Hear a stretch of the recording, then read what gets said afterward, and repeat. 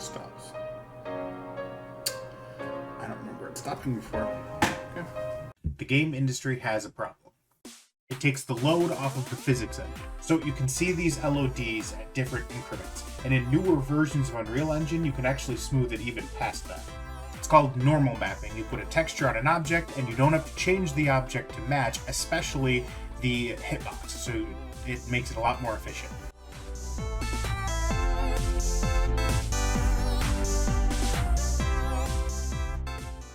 Hello everybody, my name is Matt and welcome back to Game Dev Review. Today I'm finally playing my game, The Adventure of Sir Ballington. It released a couple years ago now. I was essentially laid off from my job when I was working as a full stack developer, and I'd been working on it for several years up to that point, and so I kind of had this bum rush, let's finish this as quickly as possible so I could get it on my resume, put it on my portfolio, and I managed to complete it in a couple months, and I published it on itch.io. This is using the old version of Unity, the one that has the exploit, so I'm not sure how much longer it's actually going to be up and running. I mentioned in a previous video I did lose the source code to the game. At some point I was having hard drive issues and I didn't realize it, but it was ended up getting deleted and I didn't catch it for quite some time. So the game is as it will be. I lost absolutely everything. Maybe I'll find it someday. I mean, I know I had copies in multiple places, but so far I haven't found anything. So jumping in, the first thing I notice is obviously the menu is not orbiting. It's supposed to essentially just orbit and then just keep going. And what I did was I recorded a video of this scene happening, and then I was looping the video so that you wouldn't have to render, because this background texture here it's a 4K mountain texture. And so it was a skybox that I purchased off of, I think, the Unity store. I can't exactly remember, it's been so long now. But you set it up and it actually had like a sun that would come around. You could do day-night cycles and it was all really cool. The actual castle you see here in the center, I built that by hand. I had a whole bunch of assets and it's a full castle that goes all the way down. So it's originally going to have this as like a full level that the player would climb up to the top of the tower of the castle, and it would be a fully playable level. I ended up taking it out just because this was the only place that I was using these assets, and they added about 2 gigs to my file. It made sense at the time because itch.io has limitations on how big your game can be. So I ended up having to trim it, cut it, make it smaller. I had considered it once doing because I was originally going to do a Steam release, adding that back in, and itch.io would just be kind of like a playable teaser for it. Ended up not doing that. So at some point, my main menu broke. I don't know when. It was working the last time I checked it. It's obviously been years since I've looked at it. I'm not even fully sure what version of my game was on itch.io, because I know I'd been doing bug fixes for a while, even after the review, or the release. And I don't know which ones got left in, so that'll be fun to see. So let's get started here. Okay, so we jump right in here. So this is a wedding scene that I was setting up. One of the bugs that I had fixed was these doors liked to just kind of fall down. So it seems like that bug at least got fixed. So this is Ballington. He is currently Sir Ballington. He's a knight of the realm. He's marrying the princess of the realm. And this is essentially their wedding. It's supposed to be just like a small family wedding. I designed these characters myself. The textures I did in, I want to say, Maya. What I essentially did was I just took a sphere and then I like colored it in. The design was based off of the Rollerball tutorial. If you know anything about game development, if you're doing Unity training, the Rollerball tutorial is essentially step 1. What I wanted to do, what it was inspired to me, was to take that basic, most boring tutorial that anybody has done and just turn it into like a full-blown platforming puzzle adventure. And I thought that was a really neat concept. And this game was actually my final project for my class, for my degree in game design. It was a team project that I ended up doing 99% of the work on. As you know, I'm not exaggerating when I say that. Like, it was 99% of the work. I did literally all of the programming. One of my other teammates tried to do a little programming and ended up completely botching it, and we cut it for the final release. one of my other teammates designed a platforming level, which was just a basic maze where the walls were essentially just like 2 meters high. And I guess he forgot that your character can jump in the level, so it was completely useless. I ended up stripping that out. So the game completely was essentially my work. And then once I went in to do the final release, like after I graduated and I was actually working on it, I made sure to go through and strip everything that they did. It was completely my game from beginning to end. And so that's that. So one of the cool things that I did was I actually, I separated the textures for the hair, the eyes, the clothes, the tie, so I could dynamically change the colors in Unity, and it allows me to essentially like add some level of randomness to it. But for these characters, I ended up not doing that. So you can actually walk up to them and talk to them.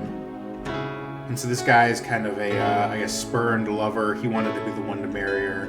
And then I completely forgot the text I did for most of them.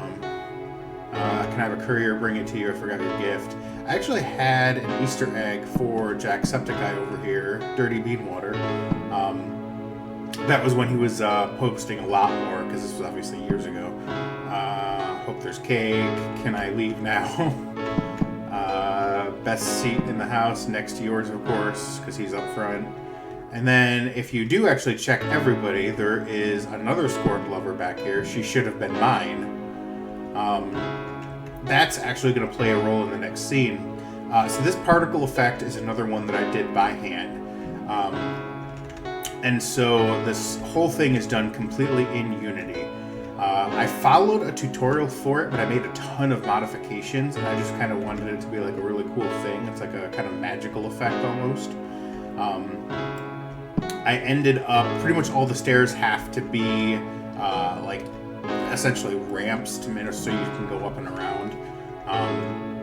I like fully handmade this castle scene area, which is kind of ironic because I don't think anybody really spent any amount of time in it. Everybody goes towards the thing, but I mean, you have the pews lined up along the side like it was originally a church. If you come back here, you can see there's like plates and bowls and such for refreshments. And so this is all kind of hand-placed assets. I'm not an artist, so all of these assets were either free with Creative Commons 0, or I purchased them with rights that I can do whatever I want with them. I made absolutely sure every single asset in this game was completely free. I don't hear any sound. I'm not sure if there's supposed to be music playing in this scene yet. So essentially you come up here, and as soon as you're anywhere on the podium, it says that you're ready to start. And I think you can actually talk to her. Yeah, I know it was bad luck, but I was just too excited to wait in the parlor. I think that was just because I didn't want to mess with having her come in and doing the whole like ramp and walk and everything. So I just kind of placed her there. That being said, the next scene is going to be like the actual wedding and everything that takes place. I used the, it's called like Sign Machine Brain or something. It's like this camera ramping system where you place the camera on like train rails and you can time it to follow things and go around. It was pretty cool to do.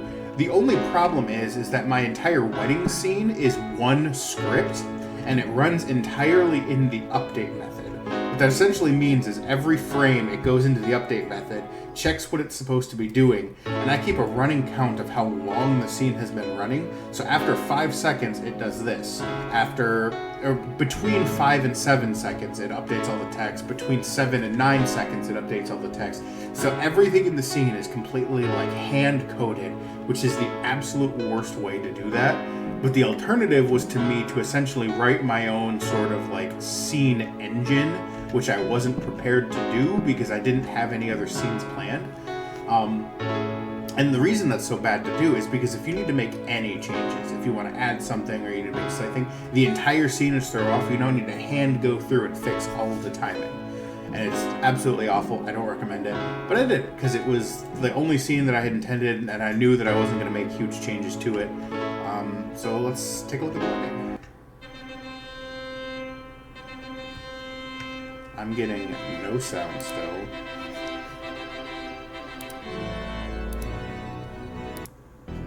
There we go. Okay.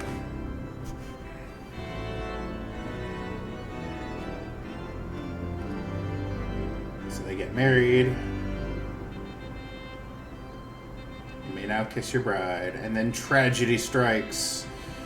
Assassins hit everybody.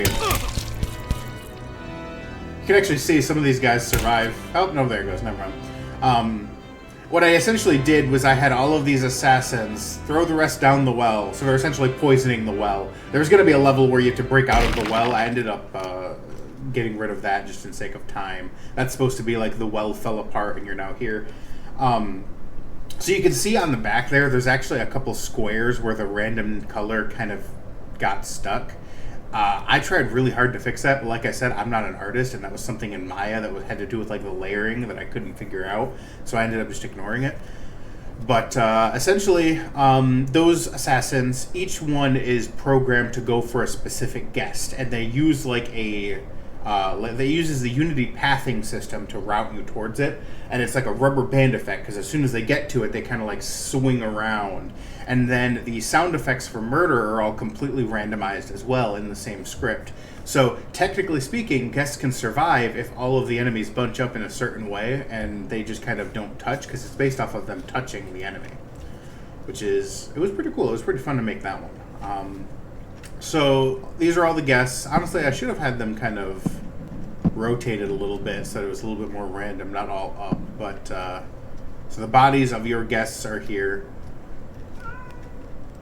So you look around, you can see there's a thing up there. You can jump now. You can't jump very high.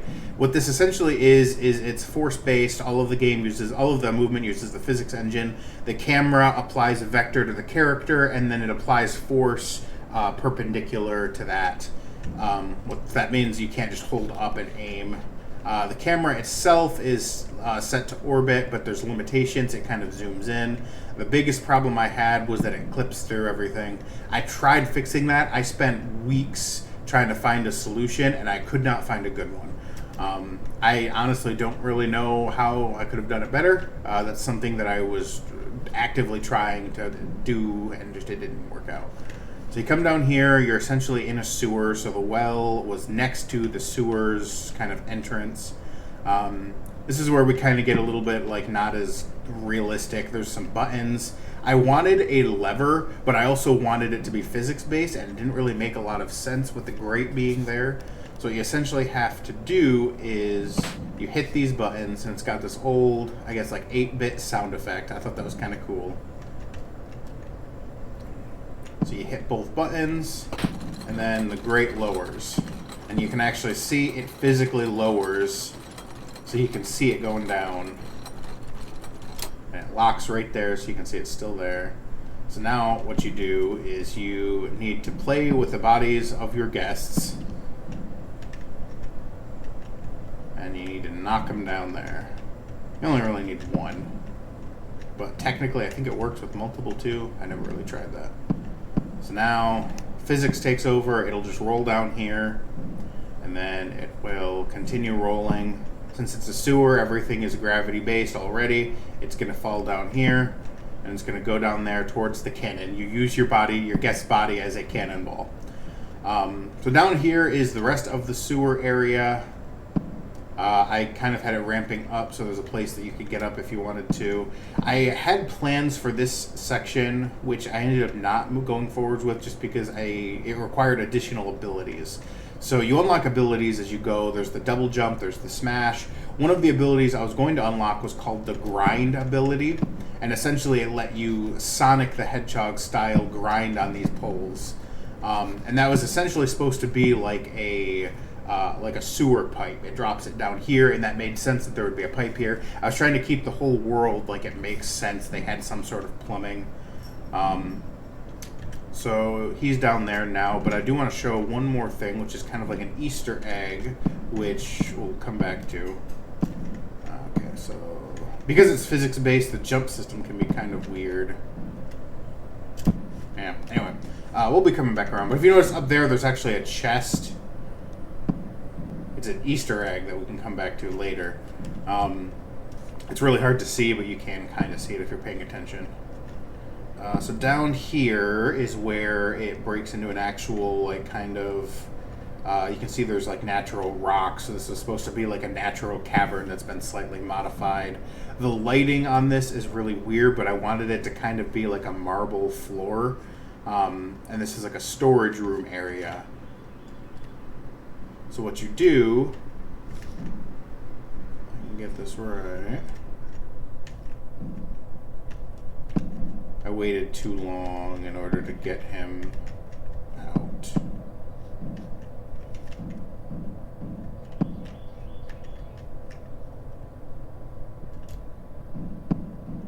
I got it. So let's go back up here and grab another body, just because I think I have it set to slope backwards to make it a little bit more challenging for the person to get it up and over that lip. The only problem is it rolls it back against the wall. I probably should have had another ramp to kind of keep it more towards the center, not directly back. And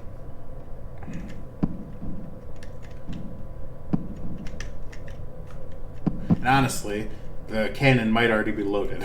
This might be completely useless. I had it set up in devs, just like testing, as preloaded, so that you could just kind of fire it at the wall.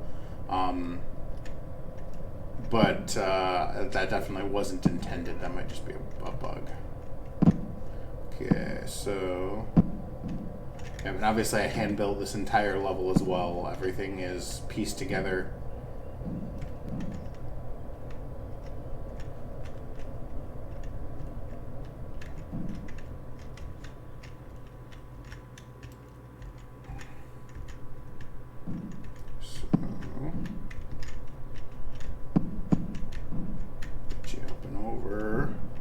Okay, and I did a lip there so that he doesn't accidentally roll back. So essentially, you roll him into the cannon in order to load it. Let's see if I left the dev. Okay, I did not, so that's still unloaded. That's perfect. So you use a body, it just gets into the general vicinity. So you can hear it loads, and now it's cocked. So that wall is hand-built. You can see there's actually some Z-clipping. Each individual block is its own kind of object. And I did that so that I could do a really cool kind of shatter effect, which is hand-scripted. So each individual block in a spiral pattern is applied physics in a way that causes it to like kind of explode outwards. Yeah. Whole thing explodes. Those blocks have like a transform effect. Kind of looks a little weird, but I really like it just in terms of like the coding. Excuse me. Okay, so you no longer need the body. This was going to be another level where you essentially have to race as things are falling, moving around. Maybe there's like a timer or something. So it's kind of like really long and nothing really happens currently. My cat is screaming again. Sorry about that. So this is the coolest thing that I think I did. I came up with the idea for a 3-dimensional maze. And what that essentially means is that the player is going to have to find their way up the wall. Pretty simple in terms of like direction, but one thing that I noticed is that almost every player, they will go to the first block they see. And so what that does is it lets me essentially script the way that players will come up this. So like you come up and like you'll see, okay, that's the next block. There's a block down there.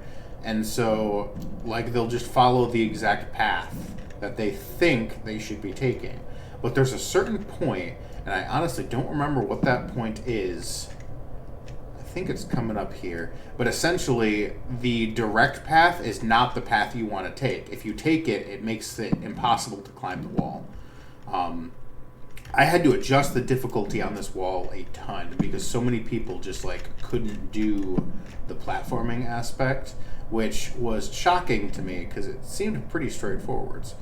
So this is the point. So most players will come up and they'll go, okay, that's where I'm at. I need to go kind of up and around. They actually can't go up and around. You have to go like down before you go up.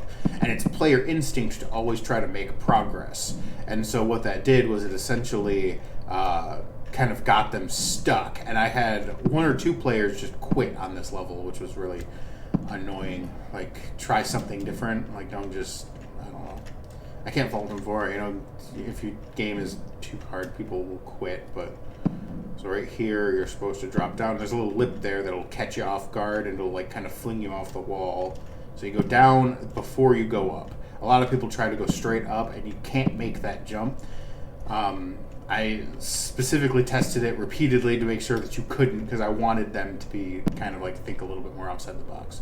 So once you got up here, you can just kind of keep going around. From here on, it's pretty straightforward. It's obviously still a little challenging because this is a platformer. And then you're up at the top. And so up here is where you'll see the blue continues up. So there's obviously, you could grind all the way back to the top. And this is where you're rewarded for figuring out the wall, or I guess doing the wall. You unlock the double jump ability, which lets you double jump. This is where the game's physics kind of break, because it uses force for the double jump. So if you do it at the right timing, you can fling yourself like really high. And I think it's just like a kind of a rapid double tap is what it does. And so it just throws you. You could use that to do a lot of broken things. That being said, now that we're back up here at the top and it circles back, we can go grab that Easter egg. And the Easter egg obviously requires the double jump, so if you saw it before, you wouldn't have been able to make this jump. So you come over and you unlock the smash ability. And so you see there's a bar now at the bottom. That bar was one thing that a player had worked on. They completely fucked it up. One of my other students in my final messed it up completely. I ended up having to fix it. So that's completely my own code now. But essentially, it works on the same logic as the double jump. The double jump, it resets when you touch the ground, and it uses a vector to determine the ground. That way, you can't just like double jump, touch a wall, and then jump again. So you can either double jump or smash. You can't do both. So what you do is you jump, hold the button, and it like charges up, and now you're locked in the air, and you can choose where to fling yourself. So if you choose to smash down, that's that. This was in the original version as a way of sort of... there was like rocks you could smash, or like a front door to a gate. It was also used for transportation because you can kind of fling yourself now. That being said, because the camera doesn't let you really go up, it doesn't let you do a whole lot with that. And because it stops you, you can't like lock up on the physics like you can with the double jump ability. So let's keep going. The game is honestly pretty short. We're approaching the end. So now that we have the double jump ability, we can get up here. And this basically prevents the player from missing it somehow. You need to have the double jump ability to progress. This is just a vertical wall, which would be really annoying to do without physics, or without the double jump, and I just fell. Okay, so one of the problems is if you're holding forwards while you double jump, the friction will keep you from being able to go very far.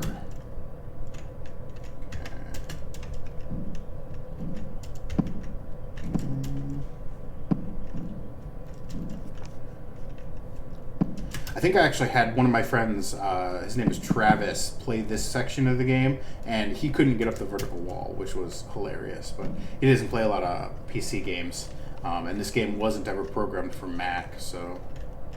how did I have that? It's just, okay, yeah, so you just climb up here. Okay, so now this is officially where you're like in the castle. We're no longer in the sewers. So I set up kind of like a storage room, and there's obviously, you know, sconces. There's like platforms and barrels, you know, just general stuff you'd see in like a castle root cellar, I guess. Got some wood for the flooring now, and this is where you actually see where the pipe went. This was going to be a sink, and what you were essentially supposed to do is unlock the smash ability, break the sink, and it lets you go all the way back down. The confusing part was you don't unlock the smash ability up here, you unlock it down there. That wasn't originally going to be the place that I put it. I was originally going to put it, there's a maze here. And this is where the camera issue really became a problem, because I wanted the player to feel kind of claustrophobic, but because I couldn't figure out the camera, you're kind of stuck you're able to like look around and do things. You can't jump over, obviously, but I was gonna hide the smash ability just like in here. And so you'll see that there's like rooms with different, bottles, more cooking stuff, implementations.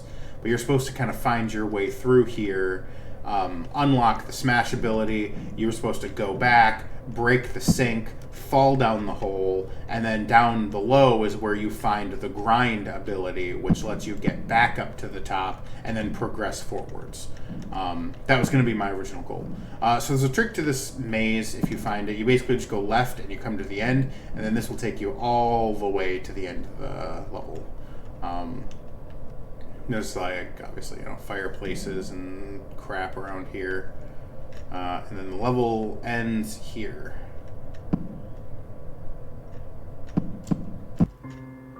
Okay, final cutscene. I wasn't sure if that was going to be in. So this is where she's yelling at the assassins because she wants to pay them. They want her to pay them, obviously. She doesn't want to pay because she's the queen. Best watch your neck. And so then she turns to you. You can see the princess is just kind of looking around mid-speech. She's completely being ignored. So she just wanders off. Just comes in and stabs her. Because she was monologuing and ignoring the princess, so... She was just going to stand around there ignoring me. So obviously they never actually finished their wedding, so they're not married yet, but...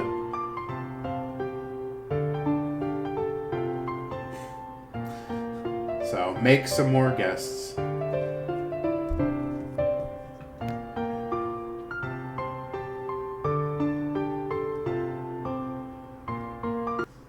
And that's it. So there was one scene that didn't get left in. That was just kind of something... so I had it where you could actually play around after the fin and kind of explore the castle a little bit more. And one of the things you could do was the smash ability. If you used it on your bride, she would blush and then 2 little balls would pop out of her. So you would essentially smash her and have kids, which I thought was hilarious. I think that was actually Travis's idea, was that you could smash her. It's hard to say. We spent a lot of time together when we were working together. So, but that was Ballington. Pretty short game. Beat it in about, I'd say, 30 minutes. I don't know. That being said, I did really enjoy making the game. It had a lot of... Everything was hand-coded. Everything you saw, all the effects, everything was just like scripted in C#. That being said, this is obviously an older version of Unity. There are a lot more tools you can do. I imagine just the camera stuff is probably way better. I probably wouldn't have had the same issues if I'd been doing it in a more modern version. Unreal Engine, pretty much everything can be done using blueprints. One of the things that I like to tell people is that when you use blueprints, it's really a question of how long it will take. You could either blueprint the issue or the mechanic, or you could code the mechanic. They're equally powerful. The blueprint system is essentially just opening up the C++ engine. So it's really a question of like what takes longer, optimizing and customizations. Anything that's done in the blueprint system doesn't need to be done by a programmer as well. Obviously someone needs to know the blueprint system, but you don't need to have programming experience, which is one benefit of using the blueprint system. That's something that I'm going to explore a bit once I'm actually working on my next horror game.